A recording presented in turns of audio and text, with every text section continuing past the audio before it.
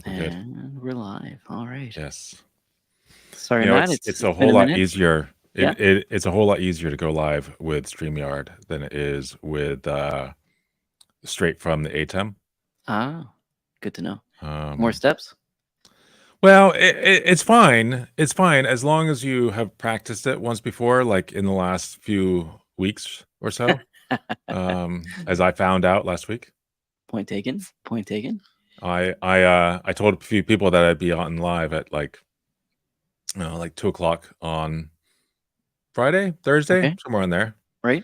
And I pressed the buttons. I pressed all the buttons. I got them all going. I get on, and I it's like, how I wonder if this is working. And like I say, if anyone's, I see there's a few people here.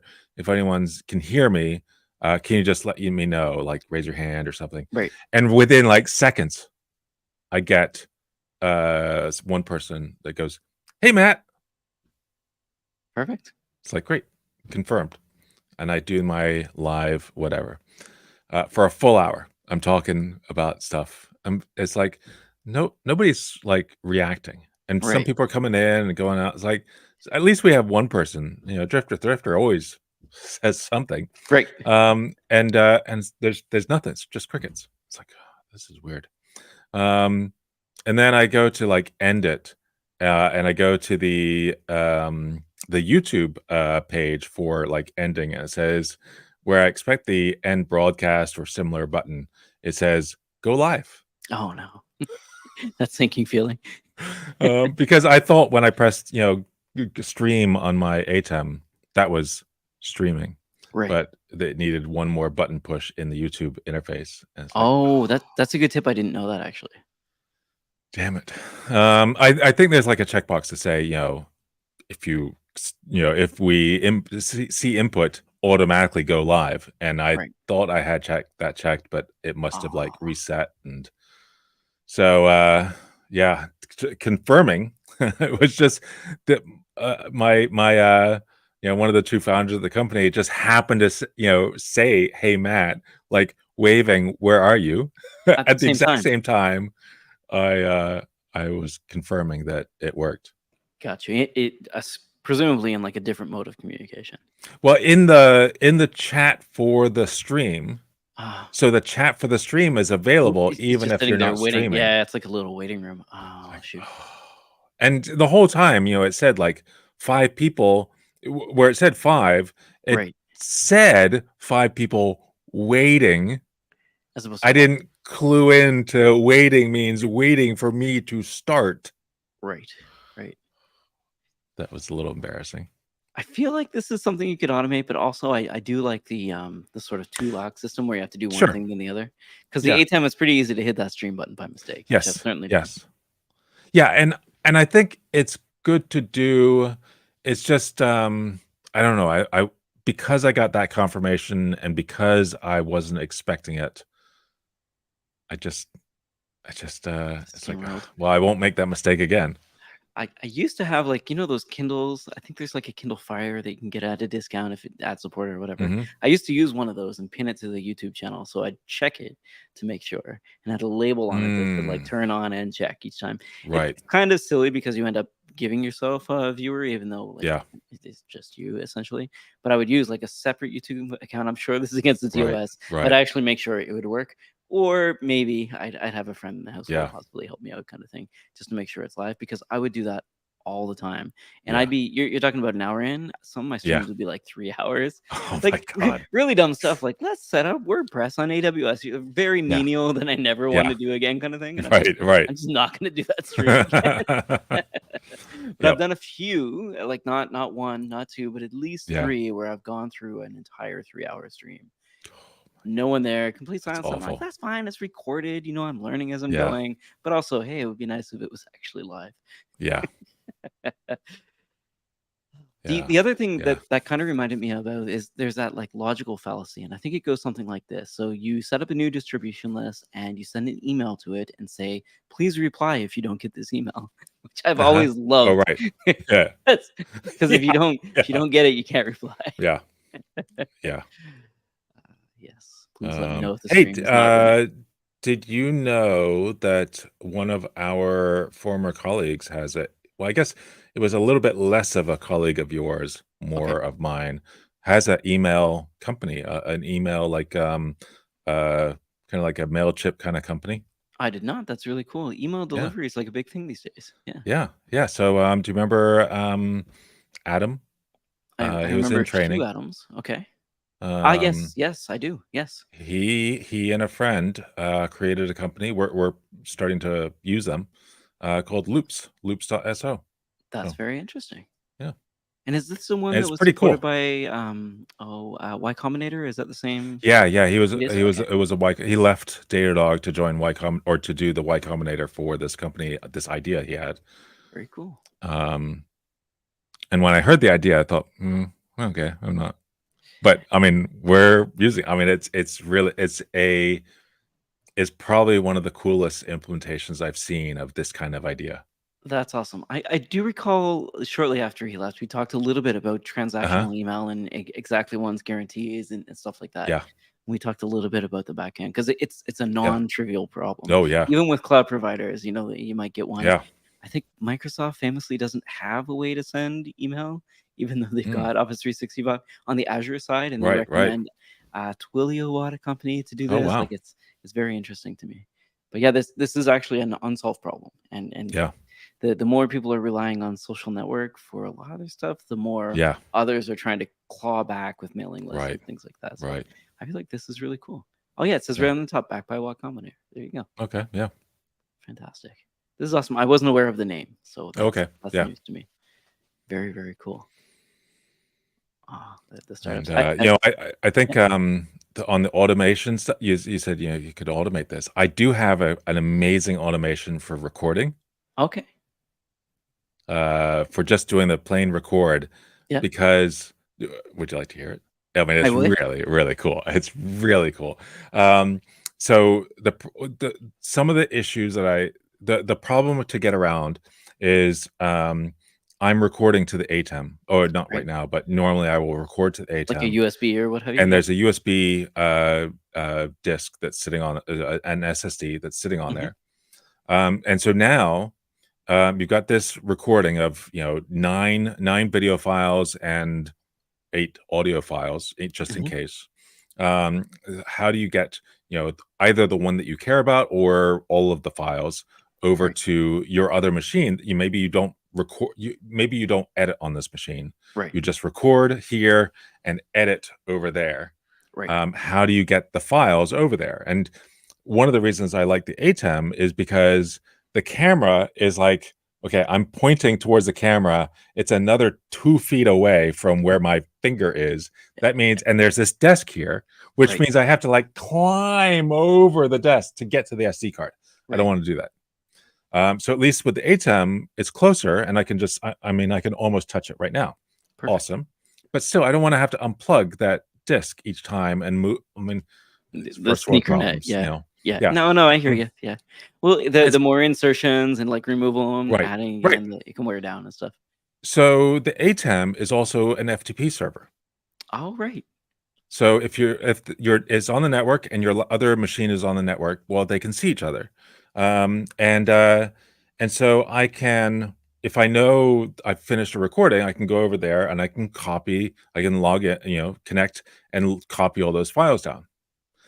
But um, if you set a name in the ATEM software, it Hmm. sets, you say my cool recording.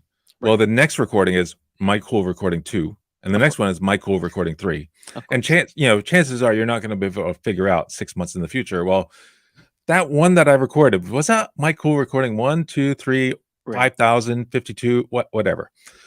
So now I've got a button on my Stream Deck as for record, and it's record, and then it shows the amount of time it's been recording for. Oh, Okay, that's pretty cool. that's simple.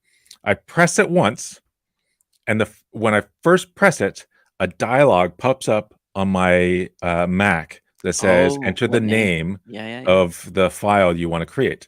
I enter the name of the file, and then I press enter, and that sets a variable on the Stream Deck, and Oh, then uses that, and then the Stream Deck, because I'm using Companion, knows about the ATEM, and it mhm. says, within like a second or two. Actually, no, I think it just sets the variable, and then I press it. No. Okay, so I press it. I We get need the a workflow variable set. diagram. Yeah, I know. Somebody break out the Uh, BPMN. I set the variable, and then within like half a second, it starts the recording on the ATEM using the name I've just set as the name of the recording, which is great. And then when I press stop, it stops. Okay, uninteresting there. But that stopping sends a ping over to my laptop, and my laptop gets this ping. It's all these back and this popping up the message as well as receiving the ping over there. It's Right. all part of Keyboard Maestro. Nice. And so then at that point, Keyboard Maestro says, "Okay, I've got this recording is done. Let me start the copy process automatically Oh, to nice. sync those files to my workstation." And so by the time I like press stop and turn off all the things and unplug everything and walk over all of like 3 feet to that desk, Right. the file's already there, That's awesome. and it's amazing. That's awesome. I'm joking a little bit about the SneakerNet, but there's 2 steps in a SneakerNet. There's the writing to disk, and then there's Yeah. copying from the disk. And Yeah, this seems to eliminate one of those steps, which is really right. nice. And then reattaching the disk to the ATEM for next time around. It's not lost on rather- me though that FTP Yeah. has like remained around for some of these Yeah, I know. automations. And it's 100 megabit, so it's not That's still super pretty good, fast, though, but it's honestly. pretty good. Yeah. And usually, it might take 2 minutes for some of the copies for bigger files, That's but fine. it's great. And how long do you normally stream for? For me, I guess the max was like 3 hours. Well, that's just for a recording. So perfect. that's So those would be that's pretty any of the I did a bunch of videos last week for Infra Yep. for Olama. And so I record here and I step over there. I do all the stuff in terminal and stuff over there and stitch it together. And it's so each of the videos is like 10 minutes Oh, that's because awesome. I probably record for even less, 5-6 minutes. Right. Because I get it down to the minimum because I'm doing it into a teleprompter, Right. which, by the way, I have the coolest teleprompter service I'm using. Oh, It's called SpeakFlow. okay. What's it called? SpeakFlow? Online SpeakFlow.com. teleprompter? Yeah. Yeah. I see it. What's nice about that is that it has it will hear what you're saying into the mic. Oh, And that's really therefore, cool. yeah, and it's not just hearing rah, rah, rah, rah, rah, rah, rah. It's Right. actually hearing the words that you say, and so Right. we'll move this screen further up as you are saying what you're saying. That is phenomenal. And there was another tool I used on iOS that did the same thing, but it hardly ever worked. And you had to pay extra money for that feature, and it rarely was working. Rarely was working. Yeah. So you pay for something that doesn't work. Yeah. That I is mean, always my favorite. this one you can pay for as well, and you can get by without paying. I see. You just have to press a button after 2 minutes of playing, but then it will continue playing, no problem. Or showing the words. But that's really cool. So anyway. Yeah, this is awesome. I like this. Yeah. So I guess the only thing you need to do is just move your slides in and then have this with your script loaded. Fantastic. Yeah. Yeah. This is awesome. Yeah. So that's my automation. I was really happy with that. Have you ever done one of those oh my God. presentations where you're with another person and one Mhm. of you is moving the slides? And God, yes. listen, no offense to anyone I've ever done this with, Yeah. but it's always either too fast or too slow for Yeah. some reason. Yeah. It's just never perfect. Yeah. And I try really hard to get it, done properly, but I feel Yeah. like something automated is a lot easier Yeah. to deal with here, especially if Well, it's waiting for those words. The worst part about doing a session with somebody else is, especially if you've heard it so many times, it's Right. easy to You zone out. of it, or like see something in the audience and like focus on that rather than focusing on is my time is coming up in the next few seconds. And so that's happened once at reInvent. I had I can remember being there, and You can't remember the I- client or the oh my customer. god, yeah, it was bad.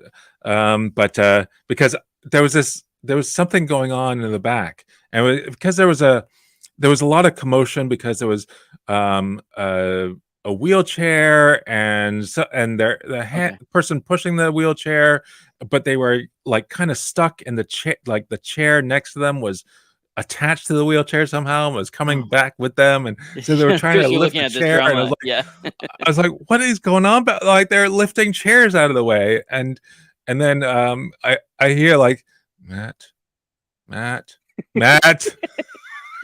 Like, oh, sorry, yeah. Wake up, Matt. Let me, because I mean, with any time when it was Datadog at reInvent, I mean, these were the last time I spoke with Datadog, we had 3 sessions because we paid a huge amount of money for the sponsorship, Right. and but we wanted to make sure that it wasn't just us presenting. We have a partner there to present, and we were filling in the little details. And yeah, so I let this guy talk for 20 minutes, and then I had about a 5-minute piece in the middle, and then he spoke for another 20 minutes, and I was not even there for my You have 5 minutes. you have one job. I've got something similar to this coming up actually at Google Yeah. Cloud Next, where I'm talking with Oh a yeah. client, and I'm worried that I might mess up the timing.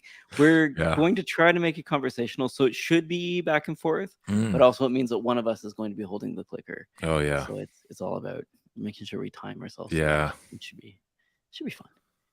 Just needs a few dry runs, that's all, but not too Yeah. many, I think is what Yeah. you're saying. Not If we too have too many. many dry runs, we'll Right. just fall asleep when they're talking. Right. Yeah. Well, have you been doing much speaking? I haven't. So Dash just happened, so I did some Mhm. stuff there, but like, Oh, you did? Okay. no. And honestly, I'm not sure if we established this before. I had to remind my teammates that prior to COVID, I actually had a couple things that I did in person, Mhm. live.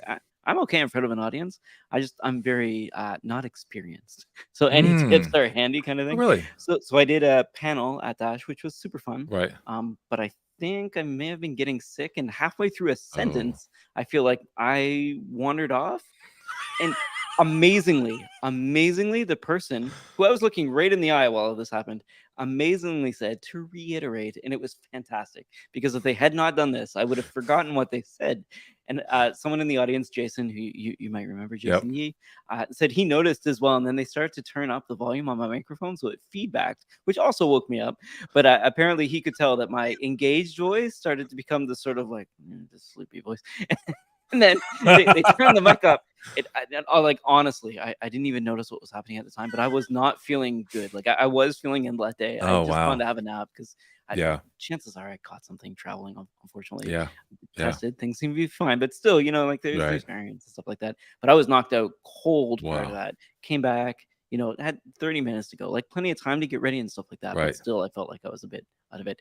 At any rate, get Wow. yourself a really good panel of experienced Yeah. speakers who can keep you honest. The Yeah. other is that the nice people on stage, I had turned my chair away from the clock so I couldn't see the Uh-huh. countdown.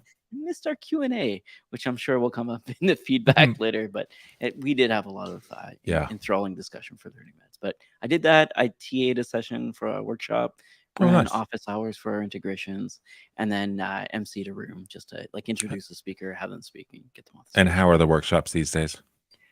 Quite good, I will say. Once we moved away, there's this Matt Williams guy who writes a lot of Yeah. shell Yeah. scripts. Yeah. We've changed platforms, which I think is handy. Yeah. Again, nothing but love for O'Reilly, but I think we're Right. trying to take their learning platform kind of internal to use it as like Yeah. a product, that kind of thing. So we moved over to Instruct, which Right. in general Yep. is quite good and has a pretty good multi-cloud support, which is nice. But there's always problems. There Yeah. weren't any in my workshop, which is nice. So Yeah. like things went along swimmingly. But I think on ours it was like the Datadog product itself had changed like the day prior to or 2 days prior to us Mhm. starting, and a lot of the screenshots didn't match up, or Oh. things were like gracefully decomposing live because a Yeah. lot of people are hitting parts of the product that weren't necessarily common or standard, Right. perhaps, and then things just weren't appearing where they Right. should have. So we had to walk attendees through that. But otherwise, it went pretty Yeah. good. Yeah, I remember I mean, because the migration to Instruct happened when I was Oh, still did it? there. Okay, Yeah. okay, And we had been trying to go to Instruct we'd been wanting to go to Instruct for a while because we right, knew that there were problems with Katacoda before and right, had tried, but there was one big problem with going to Instruct for a long time. right, And that was that they were owned by ZBA Labs, right. which was kind of a Sort of a competitor, sort of yeah. competitor. Yeah. And so Datadog buying services from a competitor wasn't going to be Yeah, yeah, great. it's a weird look, yeah. Yeah. Yeah. But then they split and all good. Yeah, and honestly, it wouldn't be the first time that a monitoring company has used a Yeah. product from another monitoring company, Right. which Yeah. certainly happens. I'm not gonna Yeah. name names here, but, like, Oh, yeah, there's one favorite name of mine. in the news, actually, unrelated to what we're just talking Hmm. about, is New Relic. The purchase finally went through. So I'm not sure if you heard New Relic sold. I think it Oh was no. last week, which To was who? pretty big news. I'm pulling it up now. I believe it was a VC firm. Mm, If we pull end up. of days, huh? Well, I'm not sure if that's end of days or not, but yeah, July 31st. So just about a week ago, 6.5 billion all cash deal. Um, they got purchased by TPG, which looks like like an equity kind of firm. Yeah. PNE. I don't understand why.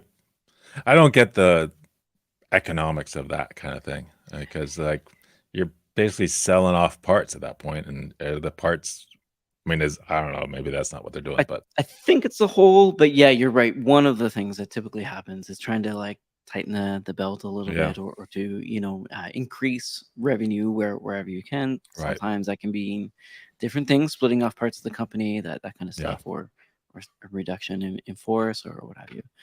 yeah, So far, I mean, everything seems to have remained the same, but hopefully this means a good exit for people that we knew who worked oh there, yeah, because it is unfortunately a pretty small community when it comes to yeah, monitoring. I think we all kind of know each other. There's right, only a few people really passionate about monitoring when it comes right, down to it, and like want to speak publicly about why you right, should monitor all the things. But yeah. yeah, I wish them the best of luck. Basically, Well, is wow, is all is all. I'll yeah, I say. totally missed that. Yeah, it's pretty big. Wow, Yeah. About Dash though, we had a bunch of yeah. announcements. I'm not sure if you saw them. I did not. You sent me the link for that, which I I- have I'll not be quick. There's opened so yet. many, and there are so many features and stuff like that. But I think the main thing for me is the embracing of LLM Hmm. observability, and I will say for other people to use. So as opposed to like something, we do have a product, Bits.ai, like conversational chat dog that you can talk to that will help you with things in your account. That's awesome. Don't get me wrong. Again, my opinion in no way reflects Datadog's, but having looked through like the actual product offering, I feel like, and I've kind of hinted at this before, that if you're taking someone's LLM and trying to make it your own, or trying to add to it, or Hmm. create checkpoints, that kind of thing, that workflow seems like an untapped business. And Hmm. what we've done is sort of integrate with some of those Hmm. bigger tools that help in that area. So Right. things like LangChain, Pinecone, what's the other one that has a hosted GPUs?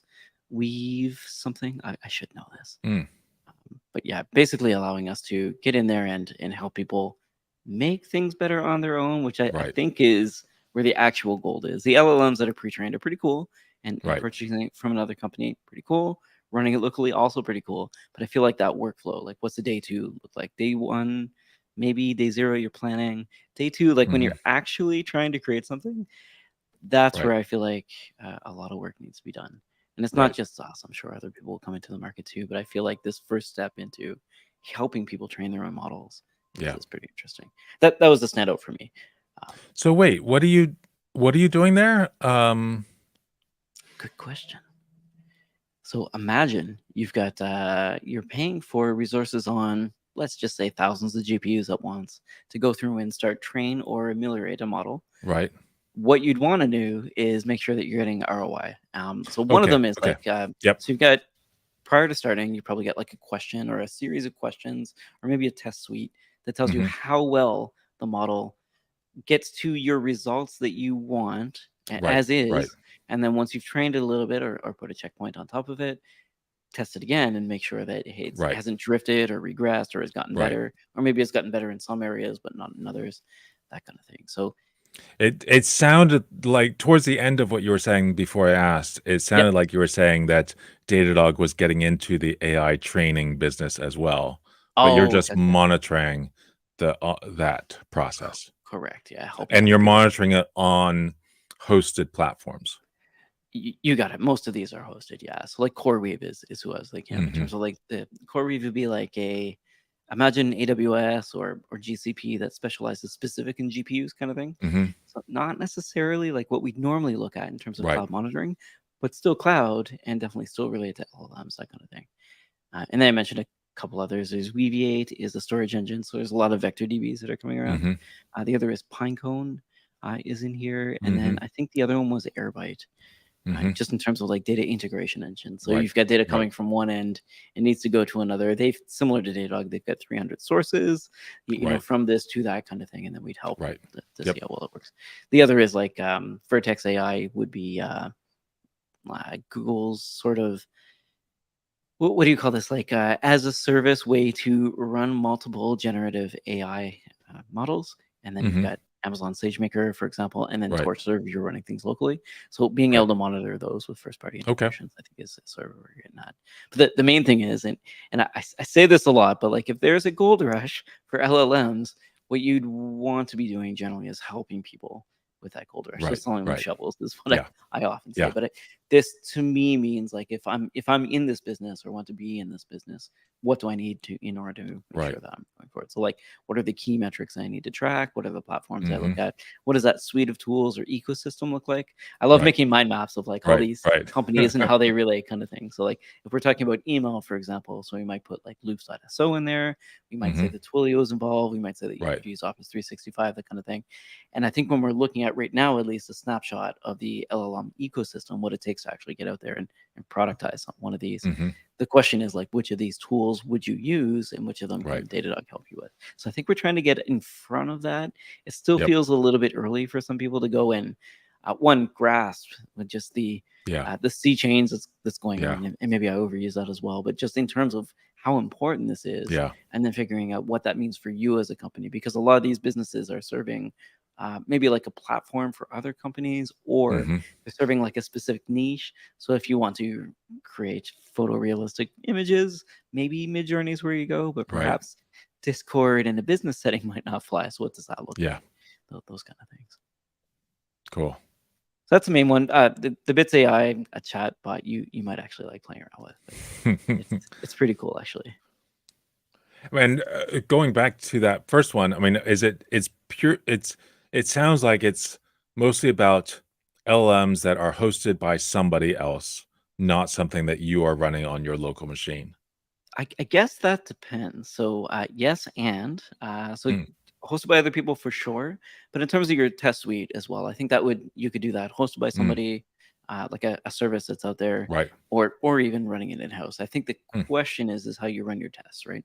So if Right. you've got a test suite that runs against an LLM, produces results, and then Right. you run it again, you would want to know it could be a human in the loop, or it Right. could be something that you've said, hey, this text is too Right. far away from this text, therefore it's not as good a match, which is also pretty fun. I'm not sure if Right. you've gone through like the vector DBs and how they work, but Hmm. apparently it's a lot to do with proximity and dimensions. Proximity. Yeah. So it's multi-dimensional proximity Right. is what it's testing. I say this as somebody who like got to 3 dimensions in university in terms of vector math. Yeah. And we're Didn't talking like necessarily thousands thousands of of dimensions. dimensions sounds a little bit more difficult. Yeah. Yes, yes. Yeah, I mean the explanation I thought was pretty good was if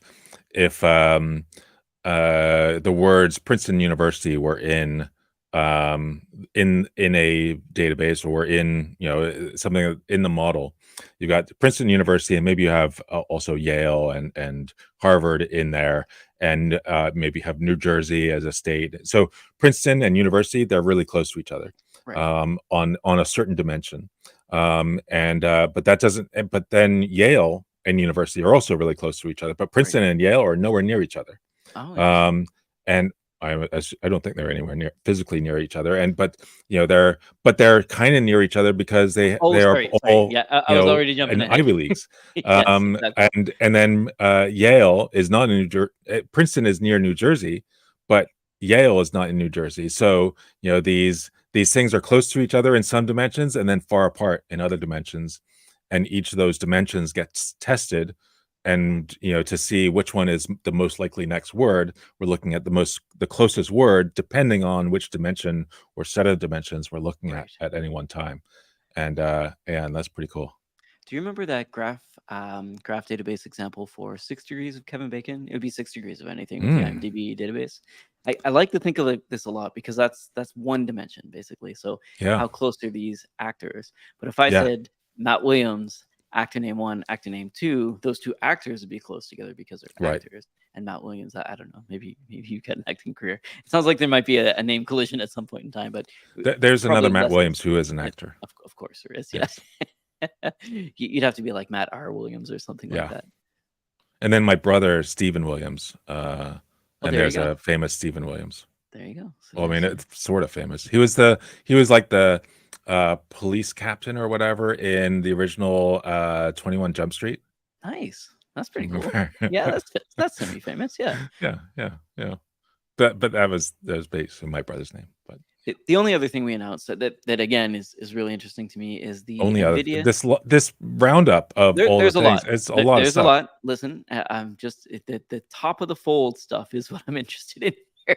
So if we add a newspaper, the things that fit on the top of that first fold is all I've really spent some time in. But I do think, and I've been saying this again for a long time, that monitoring GPUs is critical if you're using GPUs for your tech stack. So I'm glad to announce that we've got the DCGM exporter as well. So you can actually monitor your GPUs. And what I was trying to measure was like temperature 2 or 3 years ago, like trying to figure out how hot is the GPU because I don't want to burn my house down, for example. Yeah. But yeah, I don't know. I feel like these are all pretty cool announcements, but for me, the LLM stuff seems to be at least top of mind. Yeah. There's some neat things in here. It's when I left Datadog, it's now a year and like 7 months or so. Wow, I just assumed, no matter where I go, what I mean, I knew where I was going, but I'd be using Datadog a lot in my next role. I just assumed, well, I'm in it all the time, so therefore I'll be in it all the time when I leave because it's just what I know and what I do. Right. Yeah. I have my account, and I look at it every now and then. It's like, oh yeah, I should. And there's some things that I guess are not turned on my account, so I don't see everything, all the some of the cool news things. Right. Yeah, there's public betas and things like that. Then there's feature requests, and you know that. Yeah. So, but it's interesting how. I mean, I'm looking at it now, and the UI has definitely matured a little bit, and I mean, some of these what is this? The enhanced visibility into service connections and inferred services. I mean, that looks really cool. Yeah, as a former consultant, going in and auditing people's code and trying to figure out upstream and downstream dependencies was a bane of my existence because like things would go out and then three hops down the chain, something else would break. And then you'd realize, oh yeah, you've been using this API and that contractor left and you didn't know about it, but you've like tightly coupled a bunch of services without realizing it, which is always a pain. But yeah, I really love that stuff. That's mobile app testing now. That's nice. Yes, this is huge. Yeah. Cool. Yeah, another problem space that I spent a lot of time, at least at Samsung, using internal tooling, and it's quite difficult, especially when you've got like unreleased models or unreleased code bases. It can be a bit of a pain. Right. So you can't just go to Amazon and expect them to have the newest Samsung Galaxy 24 right with the latest version of Android running on it. It can be quite difficult. But if you already got those, yeah, because we use spreadsheets. And finally, better support for step functions. Yes, also true. Yes, we got you. Hook, line, and sinker. Yeah, I know. the whole training platform for a long time. It's all step. I mean, I think it's progressed since then, but it was all step functions for me. Really? Step functions and Lambda. It That's was like interesting. 40 Lambda functions and all orchestrated by step functions. Gotcha. It was also a really big event. I guess I'm not used to like it was. I feel like 2,500, 2,600 people, Wow. which felt big to me. I don't know how big that feels to you, but that was the biggest That conference feels that I'd big. ever Yeah. been part of. Oh, really? Um, Okay. yes, definitely. I mean, I've Oh, really? spoken at conferences that were larger, but I've never been Right. like on the organizing Oh, committee or yeah. people like Yeah. working on it. That's a lot Yeah. of people, actually. Yeah. When you're at a conference, you kind of maybe you're better than I am, but I just I care about the hallway track people that I meet and Right. stuff like that, and the rest of the people are kind of in the way, honestly. Like Right. between me and the coffee or the food or the Yeah. like, they're occupying seats that I want, and it's very interesting as a conference organizer when you're seeing all these people come in and you're scared about their opinion and how they take Right. things and like making sure Right. everybody's needs are affected. We're talking about wheelchair for access, for example. So Yeah.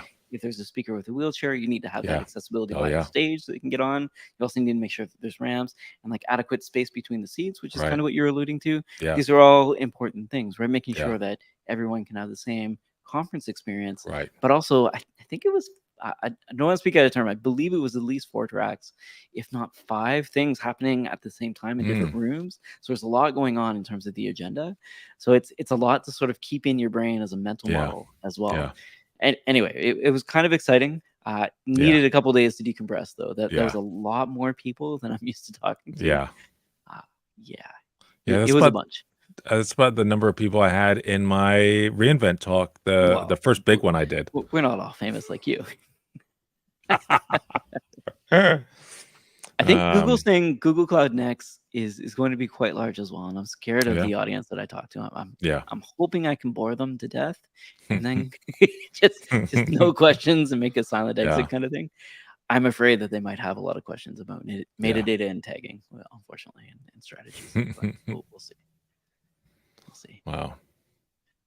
Yeah, I did a talk pretty recently, about 2 weeks ago, and it was Yeah. great. It was Nice. it was one of the first talks I've given in a few. It's been a few months since I did a talk. I did Was this at one. that family conference one? That conference? Yeah, Wow, that nice. conference. I've heard Oh, I nothing but good love. things about it. I Yeah. probably just from me, because have you heard No. about it from anybody else? I Oh, have actually, yeah. okay. So the conference organizers hang out in the Slack for another podcast Okay. that I listen to, and I've certainly had not just them speak about it, but Yeah. also people saying how amazing it is, and Yeah. how they brought their wife, their children. Right. It's really accessible for other Yep. people. PJ Haggerty, I don't know if you know, his Yeah. daughter Yeah. spoke about beginning Ruby at Oh, this nice. conference as her first conference talk. I Wow. want to say at the age of 12 or 13 kind of thing. Wow. But yeah, super cool that they can give Yeah. you that kind of platform to involve your entire family with instead Yeah. of just, And going it's off to a conference and coming and back. kind of you thing. and some people would think, "Oh, well, it's gonna be my kids as well, so I'm not really gonna get much out of it." But no, I mean, this is like Right. serious topics, good speakers. Right.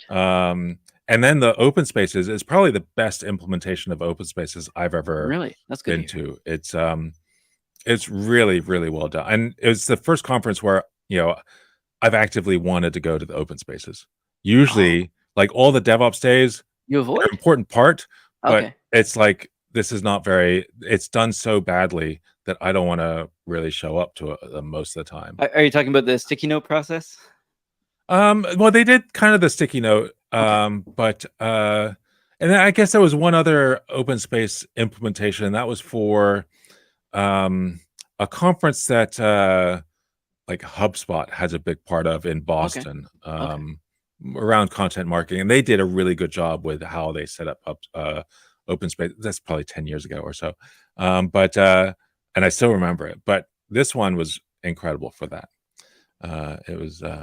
So really what's amazing. What's the difference? You gotta tell us. How did I they don't. do I it don't know. differently? I mean, Okay. You've forgotten why it was it's better. I mean, I don't know what it was. I think one of the things was, I mean, it was all day, all 3 days, Okay. and so, and it was a pretty big space that was for it, and yet you didn't really hear the other. Often I've been to some open spaces where you're so close to each other that you're like trying to fight each other in, how loud you speak, because you want to hear your group but not their group.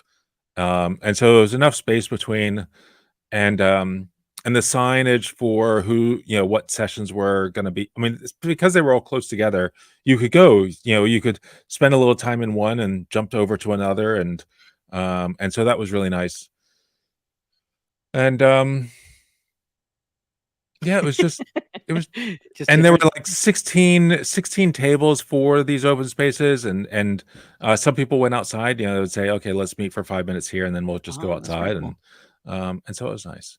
The I guess one bad thing about, not bad, but yeah, bad, about that conference this time was, the organizer. I mean, it's one mostly. I mean, he's got a whole Mostly one team. person. Yeah. But it's really one person. Right. And Clark is like in everything. He's touching everything, every decision. I mean, he's like part of probably a lot of decisions. And he's got two conferences. He's got that conference in Wisconsin Dells, and he's got that conference in Round Rock, Texas. And on the last day in the morning, he's waking up, going to get everything set up. He's like, I don't feel so good. Ended up checking himself in the ER and had some heart issue. And I came back, but then he was back for the keynote in the at noon, to introduce the keynote, who is James Q. Quick. Wow. Do you know him? Do you I know do of know the him? name. I should know who Okay. this is, but unfortunately, So it's skipping my as a mind. YouTuber that does a lot of, I mean, Okay. he's a really cool Is it programming. Games He Done used to Quick, be, that person? yeah. He used to be at Auth0, I think. Gotcha. So Um, the person I'm thinking of is Brett Slasky. I don't know if that rings a bell. no. Who is heavily involved in that conference. But yeah, Okay. the people around it seem Yeah. amazing. The feedback Incredible. is amazing. I'm really Yeah. happy to hear about the open spaces, because Yeah. that's one of the things that I feel like I'd like to do at Dash. The session that I ran was basically an open space. So let's Yeah. come talk about integrations. And it's awful, you're pointing at audience members like, do you have a question? What do you run on your stack? And then of Right. course, as soon as I stop the office hours, they all come to me and ask questions. But Yeah. that's fine. It was great. Well, we I did open spaces. I remember open spaces was part of the first of the Was it? dashes, as well as Ah. summits. Now I've got ammo to bring it back, because I do And really enjoy it was open definitely spaces. there, a number of them. So Awesome. yeah. Awesome. I don't mind running open spaces at But all. but as long as it's not just, I mean, here's Datadog Dash and all the open spaces are Datadog run. Yeah. Yeah. That's not No, so that good. that not big. Like at I mean, demo this was days, I would normally run like a Jenkins one, just like what you yeah, love and hate about Jenkins, which is pretty easy. Most people right. want to talk CI/CD, so that's not hard. And this was people who were interested in a topic and wanted to share but didn't have a session. They had an open space, but Nice. also people who were getting into something, didn't know anything, and just create an open space. They're like, hey, give me knowledge. Oh, Or I did just that for Kubernetes early on. That was phenomenal because I had yeah, no idea what I was doing. yeah. Yeah. But there were some open spaces that were, because it's the like all ages kind of conference, there were some that were like, let's compare Pokemon cards or something. I mean, like it All right. was amazing. And let's talk about learning Spanish. And Also all pretty sorts cool. of all topics. I like that. Yeah. I like that. I Yeah. do feel like, yeah, if you're just talking about vendor solutions, Yeah. that's maybe less interesting. But if you're talking about monitoring or like Right. LLM monitoring GPUs, that kind of stuff, those are pretty cool. I like Yeah. that. I mean, Yeah. it should be, I mean, if they had an open space about Datadog competitors, I think that would be, I mean, that would show that it's not just a, Datadog, it is only the things that Datadog approves of. But Having that would used not be able. many of them, yes, I would love to be in that space. Yeah, Like the yeah. monitoring vendor cook-off or show-off. Yeah, Maybe yeah. it needs to be at a Monitorama or something like that. But Yeah, I would yeah. love that, because again, my safe harbor here, my Yeah. opinions don't reflect on my company, but Right, I've right. used a lot of them and I've got Yeah. opinions. I Yeah. would love to talk about it. That I found that content very, very interesting. Not just Yeah. for like know before you buy or anything like that, but Right. kind of lessons learned. Because it Yeah. does feel like monitoring is one of those topics that sort of hits the hype cycle and then goes Yep. away and then hits the hype cycle again. Like something has changed Yeah. and they're in the news again. And it Yeah. feels like we're on the third or fourth wave at this point in Mhm. time. So like, what's the next wave going to be? What Yep. does that look like? Yeah. Anyway, as someone who really likes monitoring, unfortunately, I'm very, very interested in it. Yeah. One of the things you mentioned earlier was FTP, and I want to just put a little pin in that because Uh-huh. I feel, or maybe like circle back to this. Is this the right marketing lingo to use here? Because I just got a new camera. I don't mean to Mm. brag, but I've been Mhm. wanting to purchase this camera for a while. It's very Yeah. expensive.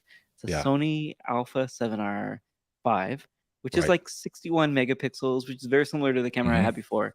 It's got a flip screen, but perhaps most importantly, it's Whoa, got a whoa, whoa, whoa, whoa, whoa. Wait, hold it's on. it's got a It's flip like screen. uh-huh. Go ahead, go ahead. It's like the camera. I hope you're not talking about that Nikon.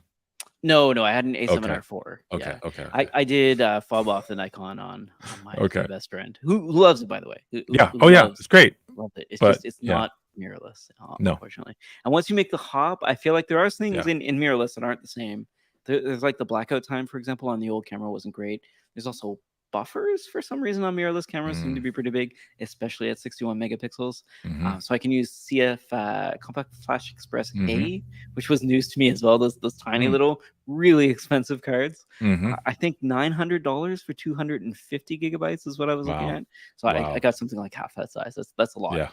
And then just told myself to sort of slow down in the studio. Yeah. But yeah, it's got a flip screen, and it may be more interestingly enough, it's got a USB-C port that can be used as an Ethernet adapter, which to me Oh. just blew my mind. And it can write Oh, that's pretty directly to cool. FTP, which maybe I don't need this, but I'm sure as Yeah. heck gonna try to figure out how to use Yeah. it because being able to write directly to a NAS, I feel like is what I worry about a lot. So I shoot Yeah. tethered. I'll say it's for the benefit of Yeah. the sitter, the person who's doing the portrait, so they can Right. see themselves. Honestly, it's so I've got 2 copies of the shots. It's Right. like because the memory card's gonna die on you, the Yeah. laptop may also die on you. One of these will die. They probably Yeah. won't die at the same time. And I've been able to recover pretty good shots from a Yeah. couple shoots that like I wouldn't have gotten elsewhere Yeah. otherwise. But I really do think being able to send it over FTP could Mhm. be a game changer. The question is how I can like watch a folder and show it to Right. somebody is Right. the next kind of question. But I Yeah. do actually let people see like live Yeah. HDMI what I'm looking at through the lens, Right. which is kind of fun actually. Yeah. I really liked. I mean, a similar feature that's on the Lumix cameras Right. is. So when I went to that conference before, it Yeah. was probably like 4 or 5 years ago. Mhm. Being able to take a photo, have it instantly show up on my phone, and be Right. able to Instagram or whatever, Right. like within seconds, it Right. was amazing. That is Um, not the Sony experience, just oh, in okay. case anyone's told you otherwise. It is Okay. terrible. Their mobile apps are very bad. Oh, really? Maybe they need some sort of mobile app monitoring. Yeah. I don't know. It feels like the app isn't too bad, but that connectivity drops all the time. Mm. So some Oh, of the it's the probably the Lumix would phone. also drop a lot. Okay. I feel like the phone, if it's on a Wi-Fi network that doesn't have internet access, just says like Yeah. YOLO, I'm gonna hop on the last one I was on that Right. had internet access because this obviously isn't working. Right. And it does pop up a thing like, would you like to continue to use this network with limited internet access? Mhm. Yes, I would, in fact. Yeah. And it will still auto switch, at least on iPhone, Mm. which drives me up the wall. And then there's the Bluetooth connectivity, but it's very, very slow. Yeah. And though the range is supposed to be up to 40 feet or something like that, Yeah. I can barely get connected in 10. And I realize when you're Yeah. closer, it's sometimes worse. So I'll stay a good distance from it, but it's so slow. Yeah. It's so slow. It really doesn't help at all. Yeah. But anything that's So like wired, I guess is what I'm looking at. yeah. Anything wired is what I want. Yeah. So what made you choose that camera versus anything else? Resolution is the biggest one. Mm. I how can I say this? I've shot portraits kind of the same way for almost Mhm. 30 years, like really tightly cropped. Right. I'm trying to get into, and this is maybe overstating my ability here, but trying to get Mhm. into environmental portraiture where I'm Mhm. shooting more horizontal and bringing in a lot more of the background, the context, that kind of thing, but also allowing people to crop in later Mhm. and see a shot, I think is interesting. What I found with 61 megapixel files, though, is that you can crop in from that to, the portrait to another Mhm. just so their face horizontal again. You've basically got 3 levels of crop all the way up to about Right. like 100% is 3 crops. So that's like an 8x10 from an 8x10 into another 8x10. You Mhm. still got a usable image. It's pretty handy. Mm. For retouching and for data and stuff like that, it's a lot. Like I've had to upgrade my Right. network to at least 2.5 gigabit to make sure that I can like write and read from the disk a little bit faster. Right. But it's a pretty big deal. The main thing for me, and again, this is gonna sound silly, is that it can do animal AI autofocusing on Mm. eyes. So I have a pug with a black face. Unfortunately, it cannot find his eyes, which are also Hmm. black. The new camera can, which is Hmm. actually quite interesting. It can also find insects' eyes, which is really, really handy for macros. Oh, And I okay. don't know if you've ever used a proper autofocusing macro lens, but Sony has one, Right. and Right. it's also a game changer. It's Yeah. really, really amazing to have it automatically focus on a bee, Right. but not the leg of the bee, but the actual Yeah. eye of the Yeah. bee, which is quite difficult to do Hmm. like fast. Bees fly in a like an 8 pattern, like a figure Right. 8. So they'll generally go back to the same one. So they'll come back generally about 2 or 3 times, so they'll be coming back, Hmm. but it's still a pain. And bees are Yeah. probably the easiest. Hmm. That's my rant. I love Okay. it. I love it a lot. Do The you only other find comparison would be like a Fuji GFX 100S, right? and that's a lot Right. more money. Yeah. Yeah. I remember earlier in the evolution of digital cameras, Mhm. there would be, you know, as we started going into the 10, 15, 20 megapixel Right. cameras, um, the image quality was still nowhere near as good as what you would get from a Like 8 film. megapixel or a 5 Oh, megapixel camera from the professional Nikon series. right. Like if we were just talking about Right. photos, Right. and then the image quality, the detail on Right. these lower pixel cameras was far better than something with 4 times the pixels. Right. So Are that they? yeah, do Yeah. you remember CCD versus CMOS? Because some of that's still around. Oh yeah. Yeah, so CCD might have better color bit depth, and for Mm, portraits, this is actually generally more important than anything else. The other is like that raw conversion style, which is why right. maybe Fuji's making like a resurgence in terms of the Hmm. quality of what you get for JPEGs or other cameras. Right. Sony isn't known for what's the right term here? I'm trying to be charitable, but like eye-pleasing color, it may Right. be accurate color, but Yeah. unfortunately, a lot of what people want is not accurate color. Some of Right. that's down to auto white balance, which I think Nikon's probably better at. Yep. Sony's okay at. Canon's pretty good at auto white Right. balance. Sony's not that great. In terms of the files themselves as well, Sony by default will auto sharpen a little bit Right. too much and put a little bit too much contrast on them, which is Yep. hard to like. It's easy now to like remove those profiles, but that was difficult. The other is that it's kind of like Jersey Shore. Everything looks a little bit too orange, and I think they're trying to do the Canon thing, which Canon does Yep. too. But I'm not a fan of, which is why I always shot Nikon Yeah. because I preferred the colors from Yeah. Nikon. So there's a lot of like wrestling with the default. So I don't think they're Right. rational defaults, I guess is the conclusion here. The sensor's good. In fact, I think Nikon can be using the same sensor in some Hmm. cameras, just different autofocus engine. Yep. But the tuning that Nikon has is way better. And I Yeah. will say, as much as the D850 was a beast and large, it had accurate color. And shooting them Right. side by side, I was able to like tune the Sony to something that Mm. approached what I need, which I think is really important. I shoot a lot of film too, and it's hard to compare like what does Kodak Portra 160 look like versus this digital file that I've got. And a lot of those are like daylight, white balance, and it depends who scan them and how they do stuff. But anyway, long story Yeah. short, the colors there by default it does not look that great. Personally, I go All in right. and desaturate, unsharpen a little bit, and like remove a little bit of contrast, and it seems to be more to my liking. Wow. Yeah. The I seem to remember. I'm like going back on a page, Ken Rockwell's page, Oh, Ken Rockwell, um, yeah. and like the D4, D3, and D4.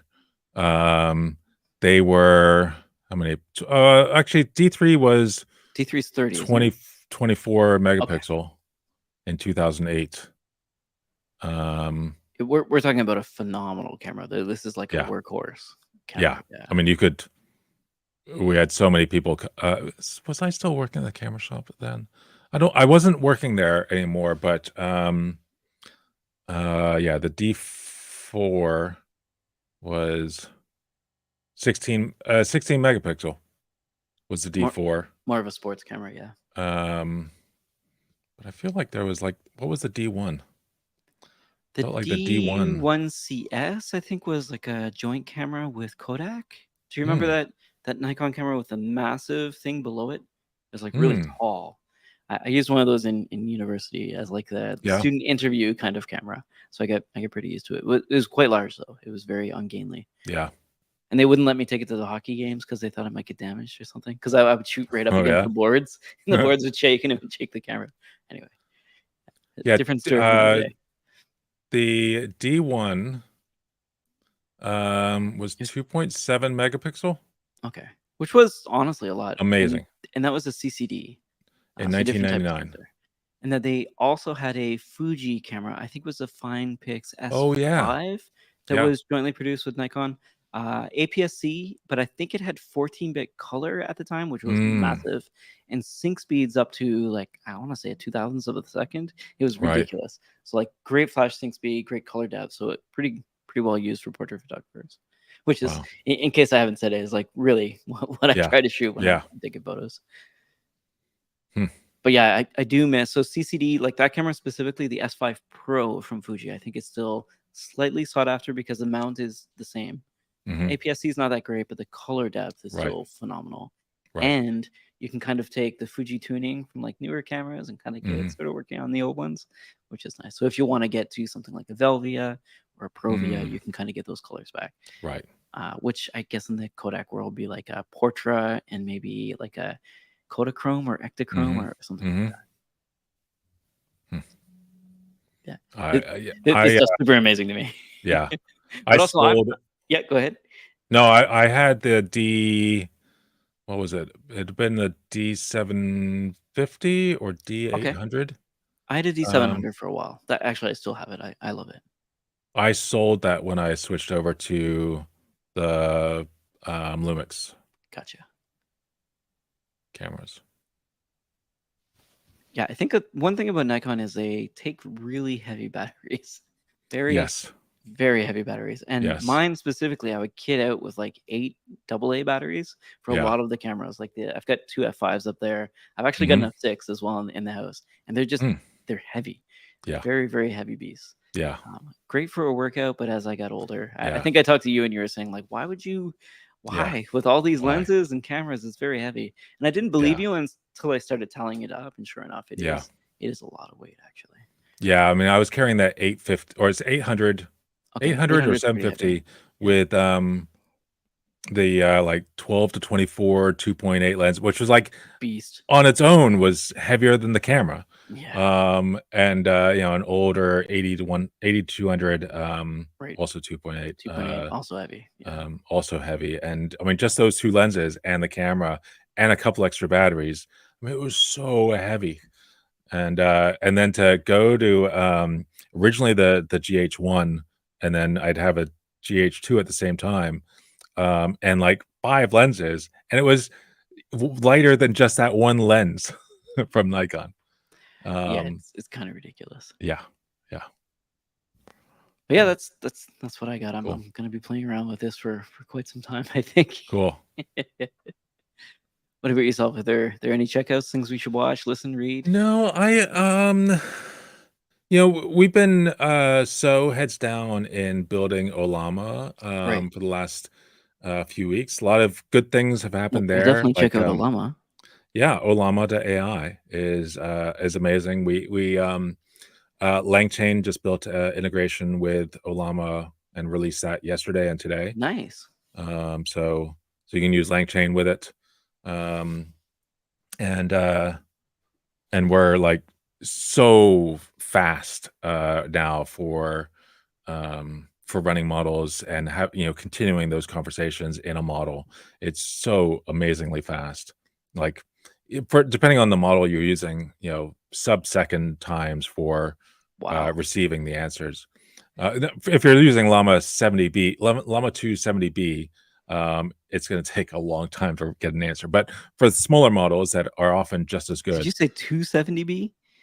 70B. Oh, Llama 2. 70B. Llama 2, next word, 70B. Okay, because I've been using 7B, which I think is quite a bit smaller, right? So yeah, 7 billions, so right? 7B will fit in on an 8 gig machine, Mac M1, 8 gigs or 16 gigs. 70B requires 64 gigs of memory. Oh wow. Okay. And so I've got that on my MacBook. And so I can run it, but it's slow. Right. You're getting this is often measured in tokens per second, and I'm getting like 10 tokens per second, so it's really, really slow. Whereas the 7B and Orca and some other models, I'm getting 80 tokens per second. So it's spitting out that answer really, really quickly. Right. See, these Um, are the measurements. This is what I'm talking about. Like, yeah, what are yeah, these measurements that you need to yeah, care about? This is where yeah, I start to get interested. yeah, yeah. I mean, and there's and that would be, we have a verbose mode which will spit out all those numbers, as well as lots of things have that, and it would be. I think we talked about having a like a Prometheus endpoint Okay, for like open metrics, yeah. yeah, um, or something similar. Right. And so that will be, Because it's because they're yeah, gonna go from like yeah, work on my laptop to like now right, this needs to work in prod. right, yeah, Like that's great. I need to run this on at least one box, if not right, two. right, It's become a big part of the product. What do I do now? yep, yep. Yeah, a good part of my talk at that conference was Mhm. about what are the problems? Why do you not want to run these models on ChatGPT or Right. on other hosted platforms? Right. And it's all about all the problems that come up.